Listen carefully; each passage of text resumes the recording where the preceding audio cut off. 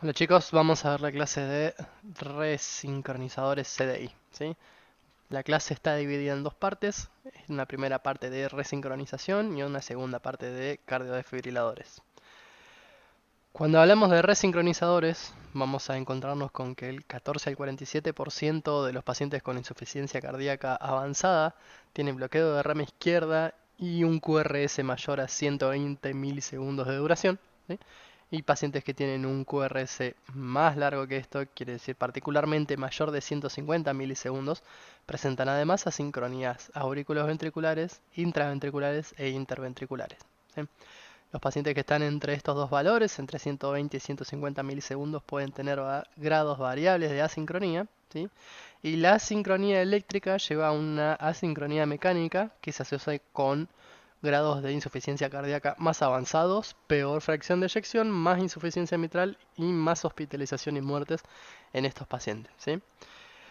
Vamos a hablar casi exclusivamente de cuestiones eléctricas de asincronía, pues se pueden también evaluar asincronía por métodos de imagen, pero todavía no está lo suficientemente estandarizado como para que nos dicte una forma de actuar, ¿sí? Cuando hablamos de sincronías, hablamos de asincronías eléctricas que llevan a asincronías mecánicas entre los ventrículos derecho e izquierdo, lo que se llama asincronía interventricular.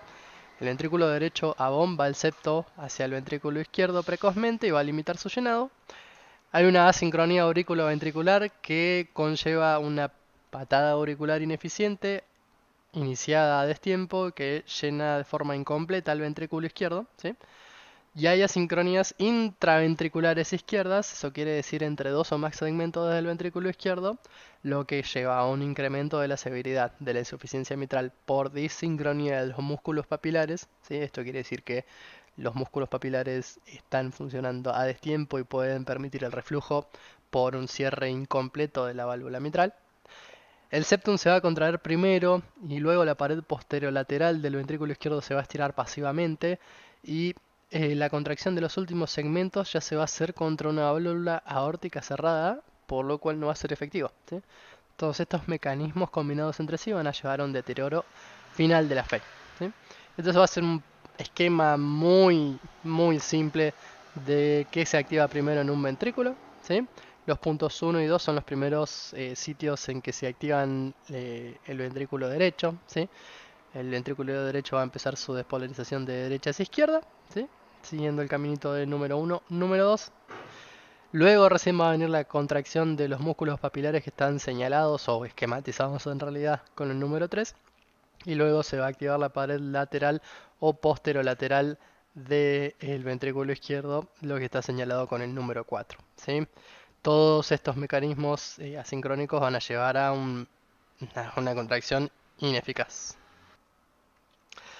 Entonces, la resincronización en ritmo sinusal va a generar un llenado ventricular adecuado, una reducción en esta insuficiencia mitral que estamos proponiendo y posteriormente una reducción en los volúmenes ventriculares y una mejoría en la FEI y en los síntomas del paciente, que es lo que nosotros buscamos cuando resincronizamos. Respondiendo entonces a la pregunta de ¿para qué se resincroniza? ¿Sí? Hay estudios en insuficientes cardíacos que demostraron reducir la mortalidad de internaciones por insuficiencia cardíaca en pacientes con disfunción sistólica y evidencia de asincronía ventricular, como vamos a ver ahora, ¿sí? Un ejemplo es el estudio CARE que se realizó en 2003, ¿sí? Con 800 pacientes, entre los cuales se encontraban insuficientes cardíacos de por lo menos 6 semanas de evolución, que tengan una clase funcional 3 y 4 de la New York Heart, a pesar del tratamiento médico óptimo, y que cumplieran con una FEI igual o menor a 35, ¿sí? Un diámetro diastólico de BI de 30 milímetros indexado al área corporal, un QRS eléctrico de al menos 120 milisegundos, ¿sí? Y si comprendía entre 120 y 149 milisegundos, usaron un criterio más para incluirlos. Estos son criterios que hablan de asincronía ecográfica, ¿sí? El delay de eyección aórtica mayor a 140 milisegundos, un delay interventricular mayor a 40 milisegundos, esto quiere decir un ventrículo derecho que se activa antes que el ventrículo izquierdo y una activación tardía de la pared posterolateral del ventrículo izquierdo, ¿sí? Estos son un ejemplo de mediciones que se hacen por imágenes. Se excluyeron todos aquellos que hayan tenido eventos mayores 6 semanas antes y pacientes que tengan arritmias auriculares. En este estudio entonces se dividieron 400 pacientes a tratamiento médico óptimo y 409 a tratamiento médico óptimo más resincronizador, ¿sí? El endpoint primario que buscaron ellos fue un compuesto de muerte de cualquier causa e internación no planeada por un evento cardiovascular mayor. Contaron la necesidad de trasplante cardíaco de urgencia como si fueran muertes. Quiero creer esto como una, un sinónimo de que la terapéutica anduvo mal, ¿no? De estos pacientes, 159 pacientes del grupo de resincronización desarrollaron el endpoint en comparación con 224 del tratamiento médico óptimo. Esto quiere decir que 39% tuvieron uno de los puntos del endpoint primario contra 55%, con un hazard ratio de 0,63 y un intervalo de confianza que no toca el 1, por lo cual finalmente se logró una P significativa en el mismo. Esto quiere decir que le fue mejor al paciente que recibió un resincronizador, ¿sí? Las hospitalizaciones fueron 222 en el grupo que recibió resincronizador frente a 384 en el grupo que recibió solo tratamiento médico óptimo, y las muertes fueron también menores en caso de los resincronizados versus los solamente tratados con fármacos, ¿sí? Entonces estas fueron las bases por las cuales se empezó a indicar como tal la resincronización de este tipo de pacientes. Les va mejor y tienen mejor calidad de vida. Las partes que conforman un resincronizador cardíaco son las siguientes: por lo menos un generador de impulsos, acá lo vemos ubicado en posición del top pectoral izquierdo del paciente, un catéter auricular derecho, un catéter ventricular derecho que se puede ubicar en el septum o en el apex, dependiendo de la zona que se quiere estimular, y un catéter ventricular izquierdo que es colocado a través del seno coronario hacia la pared posterior o posterolateral del ventrículo izquierdo, usando alguna de las venas cardíacas laterales que pasan por fuera del mismo, ¿sí? Lo esencial en esta colocación es que haya una distancia suficiente entre los catéteres ventriculares derecho e izquierdo, ¿sí? Para que entonces no sea tan próxima entre sí la estimulación de las distintas partes del corazón. Esto sería un ejemplo de una radiografía con un resincronizador cardíaco, ¿sí? En los que se pueden observar la fuente generadora, un catéter auricular, un catéter de ventrículo derecho que por la posición impresiona estar en septo, y un catéter ventricular izquierdo que se va hacia la cara lateral del VI. Entonces, ¿cómo se resincroniza un corazón? ¿Sí? Clásicamente la resincronización conllevó una activación simultánea de ambos ventrículos luego de un retraso auriculoventricular de 100 a 120 milisegundos. Estas serían las dos condiciones que deberían cumplirse para que un corazón esté resincronizado, ¿sí? Para hacerlo, la estimulación del ventrículo izquierdo se puede realizar en distintas regiones. Ya habíamos dicho previamente, se puede hacer en la cara posterior lateral o lateral, que suelen ser las más efectivas porque son las áreas más lentas en activarse en caso de asincronía. Puede tener una estimulación apical del ventrículo izquierdo que suele tener menos efecto, por lo que dijimos antes, que los catéteres ventriculares derecho e izquierdo quedan muy cerca entre sí y en realidad no se está llevando la estimulación al área de activación más tardía que tiene el ventrículo izquierdo. Y además el ventrículo izquierdo, además de poder estimularse en un sitio único o en un punto, con catéteres especiales se pueden estimular en varios sitios a la vez, ¿sí? Cada corazón es particular y tiene sus áreas más o menos enfermas y va a tener regiones con más o menos retraso electromecánico, ¿sí? Lo ideal sería tener algún método en que nosotros podamos ver qué áreas se están activando más tardíamente, ¿sí? Por algún método de imagen, eh, que ya dijimos que no están estandarizados aún, pero sería ideal poder ver cuál parte se activa más tarde para poder activarla antes, ¿sí? Para pacientes en ritmo sinusal, ¿sí? Vamos a tratar de cumplir lo que hemos dicho previamente, ¿sí?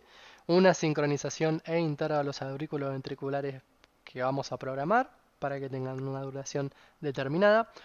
Una estimulación biventricular coordinada según cuando se sense la actividad auricular. Esto es para sincronizar aurículas y ventrículos. Esta forma de resincronización está limitada por la extrasistolia que tengan los pacientes, que también van a tener un corazón que va a tener otros trastornos eléctricos, pero bueno, lo que se plantea es que estos trastornos eléctricos, extrasistolia y arritmias pueden medicarse o ablacionarse para lograr un menor nivel de actividad que nos permita de alguna forma manejar mejor con el resincronizador cuando late el corazón, ¿sí? Se asocia con mejores resultados un paciente que está resincronizado en ritmo sinusal. A estos pacientes que suelen tener enfermedad cardíaca, un corazón deteriorado y que pueden ser añosos y que pueden llegar a tener FA de forma permanente, es un problema, ¿sí? Es imposible sincronizar aurículas y ventrículos porque, digamos, la estimulación biventricular está impedida por un pasaje irregular comandado por el ritmo de fibrilación auricular propio del paciente. Entonces, el resincronizador no sabe o no puede detectar cuando tiene que activar los dos ventrículos a la vez porque la actividad de arriba es caótica, ¿sí? Como dijimos, los pacientes son añosos, tienen más comorbilidades y son corazones estructuralmente más enfermos, lo que lleva posteriormente a peores resultados, ¿sí? Hay dos estudios que vamos a citar de pacientes resincronizados con ritmo sinusal, ¿sí? El CARE y el Companion. Evaluaron a pacientes en clase funcional 3 con las características descritas previamente, ¿sí? Vieron que se podían reducir las internaciones por insuficiencia cardíaca en un 35% y la mortalidad por cualquier causa en un 22%, ¿sí? Y estos beneficios son más beneficiosos si el paciente tiene un QRS mayor a 150 milisegundos, perdón, un bloqueo de rama izquierda y otras características asociadas que ya vamos a describir. Vieron además que había poca evidencia en pacientes con una clase funcional en clase 1 o en clase 4, ¿sí? El beneficio es menor o nulo si el QRS de estos pacientes es menor a 120 o si tiene imagen de bloqueo de rama derecha porque la sincronía de estos pacientes o en realidad eh, la falencia mecánica del corazón se genera por otro mecanismo, ¿sí? Y se buscan actualmente otros predictores en estudios de imagen para ver qué pacientes podrían beneficiarse más de la resincronización que otros. La terapia de resincronización no siempre va a mejorar la sintomatología del paciente, porque hay pacientes que van a ser malos respondedores a la resincronización, probablemente porque la asincronía ventricular no sea el mayor de sus males, ¿sí? Y porque además van a progresar en sus enfermedades. Recordemos que son pacientes ya en su mayoría añosos y con otras comorbilidades que van a limitar entonces la respuesta a esta terapéutica que planteamos, ¿sí? Hay un modelo gráfico que representa la magnitud del beneficio de la resincronización, que propone que los mayores respondedores van a ser los que tengan un QRS más ancho, un bloqueo de rama izquierda, que sean mujeres y que tengan miocardiopatías no isquémicas. En un punto de respuesta intermedia van a estar varones con miocardiopatía isquémica y un punto de menor respuesta o los no respondedores van a ser aquellos que dijimos que tengan QRS estrechos o que no tengan bloqueos de rama izquierda. En base a la evidencia, entonces, la Sociedad Europea eh, tiene indicaciones de resincronización a pacientes en ritmo sinusal. Va a recomendar esta terapéutica en pacientes con insuficiencia cardíaca crónica, FEI menor o igual a 35 que persisten en clase funcional 2, 3 y 4 ambulatoria, a pesar del tratamiento médico óptimo y bloqueo de rama izquierda con un ancho de QRS mayor a 150 milisegundos. Esto va a ser una recomendación 1A, ¿sí? Con un poco menos de evidencia, una clase 1B es básicamente el mismo paciente, pero con un bloqueo de rama izquierda que tenga un QRS entre 120 y 150 milisegundos. Y ya vamos bajando el nivel de indicación para pacientes con estas características de insuficiencia cardíaca sin bloqueo de rama izquierda, pero con QRS mayor a 150, va a ser indicado considerable, se puede considerar resincronizar este tipo de pacientes con una evidencia 2AB y cuando el paciente no tenga bloqueo de rama izquierda, pero tenga un QRS entre 120 y 150 milisegundos, se puede seguir considerando con menor nivel de evidencia. Lo que no se debería hacer, ¿sí?, es resincronizar a pacientes con insuficiencia cardíaca crónica y un QRS menor a 120 milisegundos. Algo destacable de esta recomendación es en el último punto, dice generalmente no se debe realizar un implante al paciente que ingresa por insuficiencia cardíaca aguda descompensada. A esta paciente se le debería estabilizar y después eventualmente darlo de alta y mediante el seguimiento ambulatorio evaluar la resincronización. El objetivo de la terapia de resincronización va a ser lograr que los latidos sincronizados sean cercanos al 100%, es decir, que el 100% de los latidos sean por estimulación biventricular sincrónica, ¿sí? Lo ideal es mayor a 98% de los latidos. Tenemos que tener en cuenta que esto a veces es difícil de lograr a causa de que los dispositivos pueden estar programados inapropiadamente. El paciente puede tener arritmias como fibrilación auricular, taquicardia ventricular, ventricular no, perdón, taquicardias auriculares en 30% de los mismos. Recordemos que tienen corazones enfermos y también ensucia un poco este objetivo la aparición de extrasistolia ventricular, que no es algo infrecuente en ellos. Hasta ahora hablamos de la resincronización en pacientes con ritmo sinusal, ¿sí? El problema es cuando el paciente tiene las características de ser insuficiente cardíaco, de un QRS ancho y además suma una fibrilación auricular permanente. El problema acá es que el FA sea, puede agravar una insuficiencia cardíaca previa, ¿sí? Por lo que ya dijimos, pérdida de la patada y llenado ventricular izquierdo.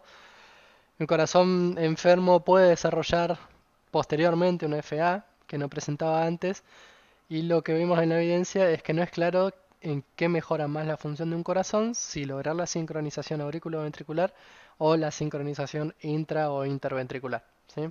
Lo que queda claro de lo que se ha estudiado, ¿sí?, es que la fibrilación auricular impide la sincronización intra e interventricular, lo que hace que no logremos el objetivo de sincronizar el 98% de los latidos, que la resincronización en pacientes con FA logra peores resultados sintomáticos y en cuanto a morbimortalidad que en pacientes que no tienen FA, y que los pacientes que tienen FA son más ancianos y tienen más comorbilidades y por ello también tienen peores resultados posteriores, ¿sí?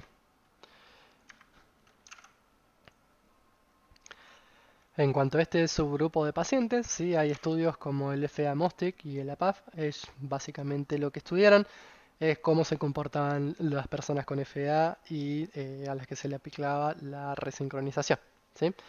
En el estudio de FA-MOSTIC vieron que cuando la estimulación biventricular superaba el 85% se mejoraba lo que serían los resultados o los outcomes previstos, ¿sí?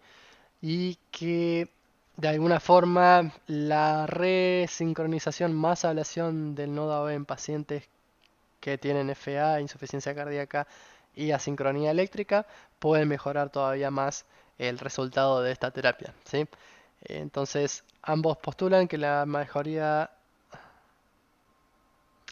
perdón, ambos postulan que la mejoría es todavía mayor, ¿sí?, cuando el paciente que tiene un ritmo incontrolable se le ablaciona el nodo auriculoventricular y se procede a la estimulación biventricular completa. Esto quiere decir de que se trata de lograr un 99% de estimulación biventricular, ¿sí? Por eso la recomendación de los expertos es si el ritmo cardíaco es incontrolable o si no se puede lograr una estimulación biventricular completa o casi completa, que se ablacione el nodo AB. Obviamente, previo a esto, vamos a tratar de controlar el ritmo cardíaco con fármacos antes de ir a ablacionar irreversiblemente un nodo auriculoventricular. A los pacientes que, digamos, tradicionalmente que tenían una fibrilación auricular incontrolable con medicación, se los ha tratado con marcapaseos permanente, con estimulación del ápice del BD, más ablación del nodo AB, ¿sí? Viendo estos pacientes, detectaron que en el 50% de ellos esta asincronía eléctrica que se derivaba de la estimulación del ventrículo derecho, con el consiguiente QRS con imagen de bloqueo de rama izquierda ancho, se asociaba a asincronía interventricular, y que posteriormente, si bien estos pacientes tenían controlados el ritmo cardíaco, desarrollaban insuficiencia cardíaca, ¿sí? En estos casos, en los que se intenta controlar una FA y marcapasear, Se está proponiendo el marcapaseo paresiano o en su defecto la colocación de un resincronizador para proteger el desarrollo de insuficiencia cardíaca derivado de la estimulación permanente del ápice del ventrículo derecho. Entonces, puesto en algoritmo, ¿sí? Los pacientes con insuficiencia cardíaca en clase funcional 3-4, con una FEI menor a 35%, que tienen un QRS mayor o igual a 120 milisegundos, deberían ir a resincronización cardíaca. Si la estimulación biventricular es incompleta, recordemos esto es menor al 98% de los latidos, se debería proceder a la ablación del nodo AB para controlar y proveer de forma así una estimulación biventricular completa. Si la estimulación es completa, no hace falta ablacionar el nodo AB, ¿sí? Ahora, estos pacientes, si tienen un QRS menor a 120 milisegundos y si tienen un control adecuado de ritmo, no deberían ablacionarse el nodo AB ni resincronizar, si se pondría colocar un desfibrilador, ¿sí? Después vamos a hablar de ello. Ahora, si estos pacientes tienen un control inadecuado del ritmo, debería plantearse la ablación del nodo AB para control de ritmo y un resincronizador para seguir estimulando el ventrículo, los dos ventrículos en realidad, de forma sincrónica y no de forma deleteria como sería la estimulación del ventrículo derecho única, que es lo que hemos estado haciendo todos estos años con malos resultados. Y como ven separado a la derecha, si el paciente tiene una FEI reducida y un ritmo cardíaco incontrolable con cualquier QRS, se debería proceder a la ablación del nodo AB y a la resincronización justamente de nuevo con lo mismo, para realizar o para lograr una estimulación biventricular que no sea deleteria para la función cardíaca. Estas indicaciones en la Sociedad Europea, ¿sí? En cuanto a la resincronización en fibrilación auricular, todas tienen un nivel de evidencia 2A. Bueno, eso. En su momento cuando se logró esta guía, cuando se hizo esta guía, no estaba tan estudiado este asunto. Tradicionalmente, como la mayoría de nosotros sabemos y desde que empezamos a hacer cardiología, se marcapaseó siempre el ventrículo derecho desde el ápice. Y actualmente, los que se dedican a esto están tratando de estimular o lograr una estimulación que sea en el haz de His, o sea, hisiana o parahisiana. Esto sería en el tejido alrededor del haz de His, que contrario al marcapaseo tradicional, ha demostrado una mejoría precoz y significativa en parámetros de sincronización. Esto quiere decir que los ventrículos se deterioran menos estimulándolos de esta forma que estimulándolos como hacíamos tradicionalmente en el ápice de ventrículo derecho. Por ejemplo, hay un trabajo de este año en España, ¿sí? En el que vieron que podían estimular el haz de His con una resolución del bloqueo de rama izquierda de los pacientes en el 81% de los pacientes, ¿sí? Esto quiere decir que básicamente estimulando alguna de estas dos posiciones pudieron eliminar el bloqueo de rama izquierda y que esto se asoció con una mejoría de la FEI de los pacientes desde un 30 a un 51% y en la mejoría de ciertos parámetros de asincronía como el retraso de activación septal y la pared lateral de 138 milisegundos de diferencia hacia 41. ¿Sí? Si quieren pueden revisar les dejo el link. ¿Sí? ¿Cómo hacen estos muchachos para resincronizar en caso de fibrilación auricular y además ablacionar el nodo AB? ¿Sí? Usan varios catéteres a la vez. Para hacerlo entonces ubican un catéter, ¿sí? A través del seno coronario que va por las venas laterales del corazón hacia la pared posterolateral del ventrículo izquierdo, es este LV-lead, ¿sí? Un catéter que acá se va a llamar catéter de desfibrilación o derivación de desfibrilación, que va a estar apoyado en la punta del ventrículo derecho, ¿sí? Un catéter de ablación que va a estar ubicado sobre el nodo AB y un catéter en esta imagen le han puesto el nombre de LED 3830, está apoyado sobre el tejido isiano o parisiano, ¿sí? Y estimulándolo permanentemente con el catéter en esta posición logran complejos QRS de morfología angosta, de QRS angosto, ¿sí? Lo que hacen es marcar dónde está el tejido isiano o parisiano para con el catéter de ablación ablacionar el nodo AB con un margen de seguridad anatómico que haga que sin querer logren una ablación de las de His, ¿sí? Sería un mecanismo protector. Esta es la forma en que los muchachos estos están ablacionando con seguridad este tipo de arritmias, ¿sí? ¿Qué han visto con esto? Sí, que haciendo esto de resincronizar al paciente luego de una ablación del nodo AB, han visto que se producen mejorías en varios parámetros importantes e interesantes y que de alguna forma llevan casi a la curación eléctrica de este problema, ¿sí? Particularmente en este estudio del que estuvimos hablando, sí, trataron de incluir a 52 pacientes insuficientes cardíacos con FA en clase funcional 2 y 3. 42, esto es el 80% que hablamos, se les pudo realizar una ablación del nodo AB y un marcapaseo isiano. 17 con marcapasos bicamerales, 17 con resincronizador en modalidad de marcapasos y 8 con resincronizador y cardiodesfibrilador.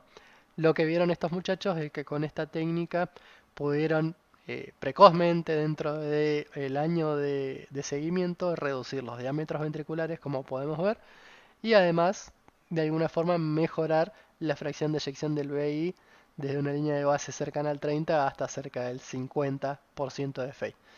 Esto es muy bueno porque además se asocia con una reducción en la cantidad de medicación que requirieron estos pacientes para tener, o sea, para seguir su tratamiento eh, normalmente, ¿sí? Y vieron que podían reducir la cantidad de diuréticos y la cantidad de dioxina, entre otras mejorías en cuanto al tratamiento de este tipo de pacientes. Entonces, lo que proponen estos estudios, sí, básicamente son una solución eléctrica a la insuficiencia cardíaca. ¿Por qué no se podrá hacer en todos los casos? Es la pregunta. La realidad es que hay varias aristas. Esto es una situación ideal, ¿sí?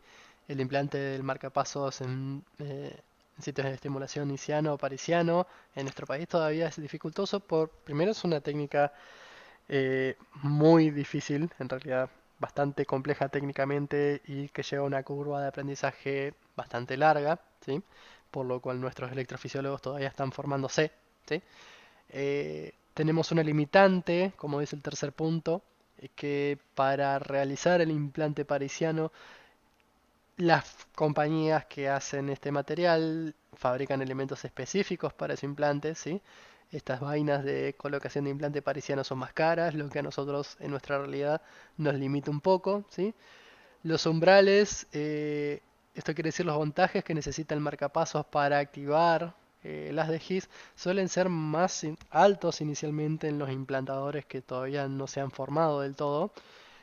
Y a medida que va pasando el tiempo, el implantador mejora, digamos, el umbral de estimulación, el voltaje que necesita para activar ese ventrículo.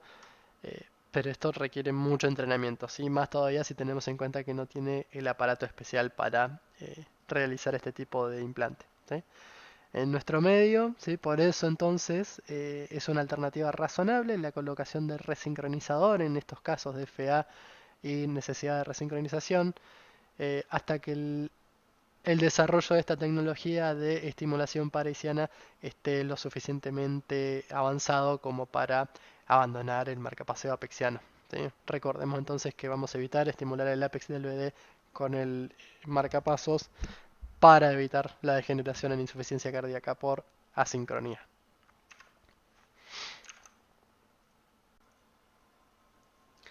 Sí, entonces la recomendación de la Sociedad Europea sería de que los pacientes que tienen un marcapasos y que además tienen insuficiencia cardíaca, una FEI menor al 35 y un alto porcentaje de estimulación cardíaca, en lo que nosotros proponemos que debería llevar un resincronizador, se les cambie de marcapasos a resincronizador para evitar una progresión de la insuficiencia cardíaca y de alguna forma promover una mejoría en su clase funcional y sintomática.